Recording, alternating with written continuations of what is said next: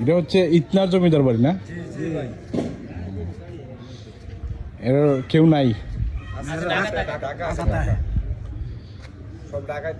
কত বছর আগের বাড়ি এটা? কেউ বলতে পারে না। আমরা কইতে পারতাম না। এই বয়স কেউ রয়েছে না কোয়ার মতো। সামনে একটা মসজিদ আছে, ওই সামনে ভিতরে মসজিদ ধরো দেখেইছি।